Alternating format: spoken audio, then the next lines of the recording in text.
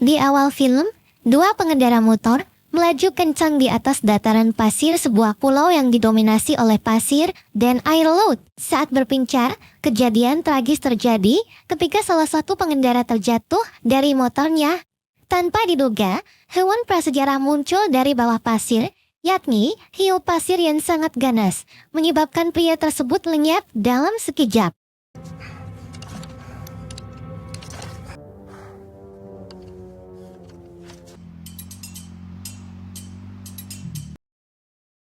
Tidak lama setelahnya, pengendara lain tanpa sengaja menemukan helm temannya yang tergeletak di tanah. Namun, alih-alih menemukan temannya, ia malah menyaksikan gerakan sirip hiu yang mendekat. Tanpa ragu, ia berusaha kabur dengan menancap gas.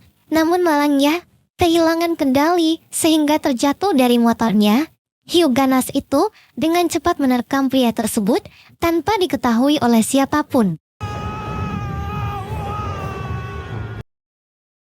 Setelah insiden itu, adegan berganti dan memperlihatkan bahwa 4 kejadian merupakan sebuah kota di pulau kecil dengan sedikit penduduk. Pulau ini biasanya digunakan untuk berlibur, baik dalam skala kecil maupun besar. Satu-satunya yang berkuasa di pulau ini adalah Jimmy, seorang pria kaya yang ayahnya menjabat sebagai wali kota, membuatnya berperilaku semena-mena. Untuk menangani kasus ini, wali kota menugaskan 2 serif, John dan Brenda. Namun, keduanya sama sekali tidak mengerti apa yang sebenarnya terjadi terhadap kedua pengendara motor. Mereka bingung dan menganggap peristiwa ini sebagai penggelapan yang dilakukan oleh seorang penjahat. Meskipun ada jejak panjang di lokasi kejadian, mereka tidak menutup pantai ini dan tetap dibuka untuk kunjungan.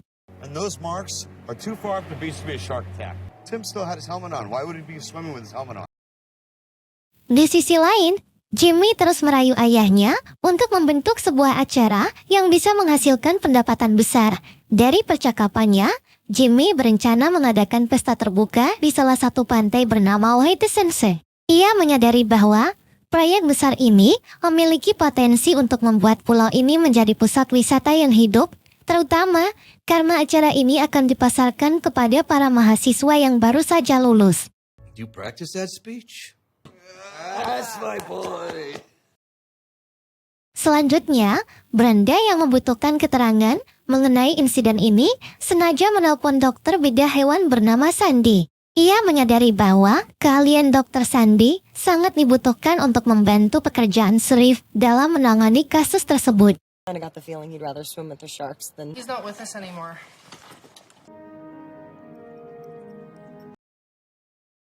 Beberapa jam setelahnya, Jimmy datang ke pantai tersebut bersama 3 asistennya dengan tujuan untuk melakukan survei lokasi sebagai spot khusus acaranya. Namun, situasi berubah tiba-tiba ketika salah satu pengunjung diserang oleh hiu ganas. Awalnya, mereka tidak percaya dengan serangan tersebut, tetapi akhirnya hiu itu muncul kembali dan menyerang seorang pengunjung wanita. Pada hari tersebut, wali kota bersama warga setempat mengadakan rapat untuk membahas 2 peristiwa serangan hiu ganas yang terjadi dalam waktu berdekatan di pulau ini. Perdebatan terus berlangsung, dan Dr. Sandy yang hadir sebagai penonton terlihat terkejut melihat keputusan wali kota yang lambat untuk menutup pantai. Di tengah perdebatan, muncul seorang kakak bernama Hangus yang mengaku pernah menangkap salah satu makhluk tersebut. Hangus menjelaskan bahwa hewan yang meneror mereka adalah hiu pasir. Kakek Hangus menawarkan solusi, di mana wali kota harus membayar $10.000 agar kakek tersebut bersedia membantu.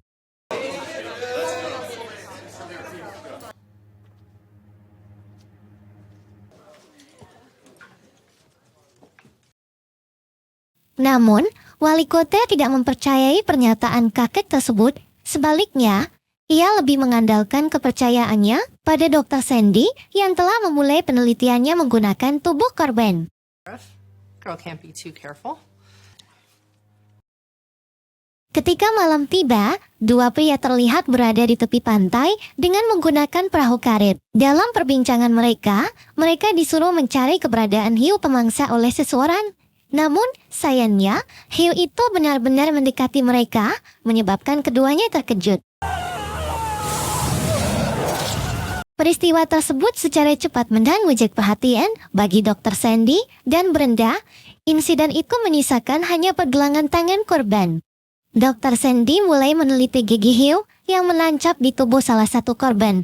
Awalnya, ia tak menyangka bahwa gigi sebesar itu memiliki struktur yang sama dengan gigi anak hiu, bahkan belum sepenuhnya tumbuh. Meskipun ukurannya sudah besar untuk ukuran golongannya, sementara itu, John mendapatkan kabar dari Brenda bahwa seseorang berhasil menangkap seekor hiu. Mendengar kabar itu, John dan Sandy langsung bergegas untuk melihat hiu yang berhasil ditangkap. He obviously has nothing to hide. I mean, look at him. Namun, setelah dicocokkan lebih lanjut oleh Dr. Sandy, terungkap bahwa hiu yang ditangkap merupakan hiu putih biasa. Hal ini terlihat dari giginya yang sangat kecil, meskipun hiu putih tersebut sudah dewasa, berbeda dengan hiu yang dicari yang memiliki struktur gigi besar dan masih tergolong muda. Malam harinya, Jimmy ditangkap oleh Brenda karena terbukti menipu dan membayar orang untuk menangkap hiu palsu. Mengetahui hal itu, John tindak tegas terhadap orang suruhan Jimmy yang mencoba kabur. Sudah jelas bahwa kedua orang yang tewas di perahu karet merupakan suruhan dari Jimmy sendiri. The problem. That's enough out of you.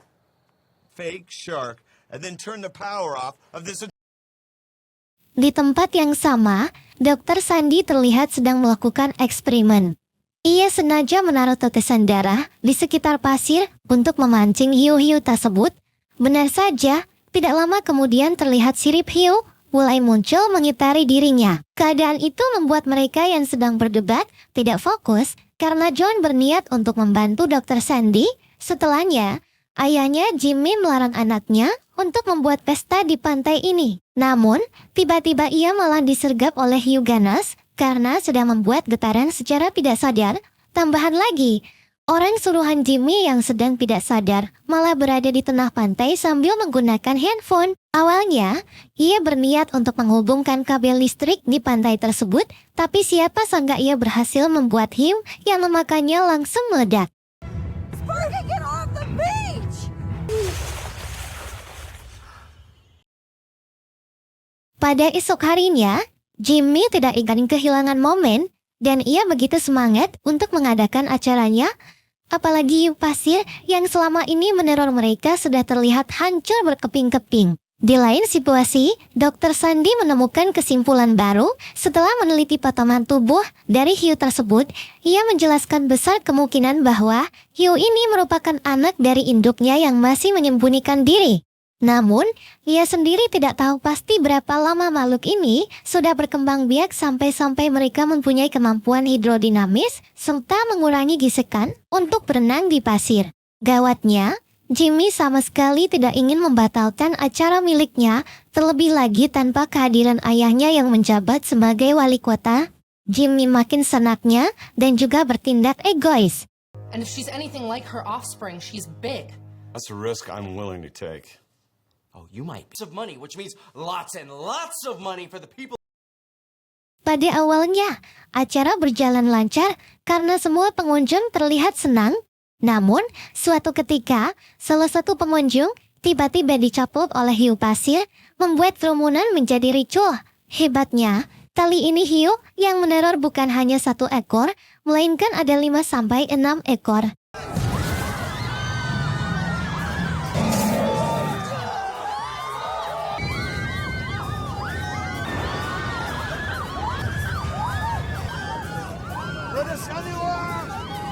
Sudah jelas, semakin banyak orang yang berlari, semakin banyak pula getaran yang dihasilkan. Dalam situasi seperti ini, tinggal menunggu waktu saja bagaimana orang-orang itu bisa selamat. Bahkan Brenda sendiri pun menjadi salah satu korban di pantai dan sudah pasti tidak ada harapan lagi untuk tetap hidup. Di sisi lain, Dr. Sandy dan Joan masih berada dalam situasi sulit karena kumpulan hiu sedang mengincar mereka. Mereka berdua terpaksa harus berdiam diri di atas batu, menunggu pertolongan. Beruntungnya, dalam keadaan terdesak seperti itu, Tatek Hamus tiba di pantai Wahitesense. Kini, yang tersisa Hanyalah mereka berempat yang akan menjadi penentu di pulau ini. Dr. Sandy memiliki ide cemerlang, di mana ia menyatakan bahwa hiu-hiu itu akan tertarik dengan pusat getaran di atas pasir. Dengan kata lain, mereka akan menggunakan berbagai spiaker untuk memancing kumpulan hiu. Apalagi, Dr. Sandy masih memiliki beberapa tetes darah segar yang bisa digunakan sebagai umpan. Kakek Hangus menegaskan bahwa ia akan menghabisi hiu-hiu pemangsa menggunakan flamethrower bersuhu 2000 derajat Celcius. Highly concentrated, trust me. A little bit goes a long way.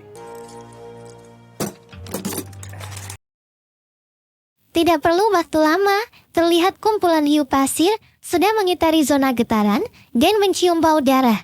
Sialnya, sambungan spiaker itu malah terputus secara mendadak, yang tentunya membuat Jimmy nekat untuk pergi ke sana. Namun, sayangnya, Jimmy benar-benar tidak berguna karena ia tidak mampu berbuat banyak pada saat itu. Jadinya, ia pun pasrah dengan keadaan dan gugur menjadi santapan hiu pasir dalam seketika.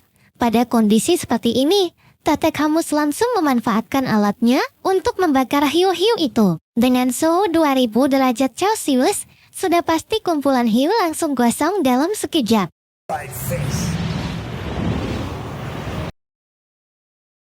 Dari sini, mereka mengira bahwa semua masalah sudah selesai dan mereka bisa berbahagia. Namun, tidak setelah induk dari semua hiu pasir mulai terlihat memunculkan diri. Bisa dibayangkan, induknya bukan lagi berenang di bawah pasir, melainkan berenang di dalam perbukitan. Kalau dari scene ini, nalarnya sudah kelewat batas, sampai-sampai saya tidak bisa berkomentar lagi. Tapi hebatnya, entah bagaimana, John bersama Dr. Sandy berhasil meledakkan hiu tersebut dan film pun berakhir.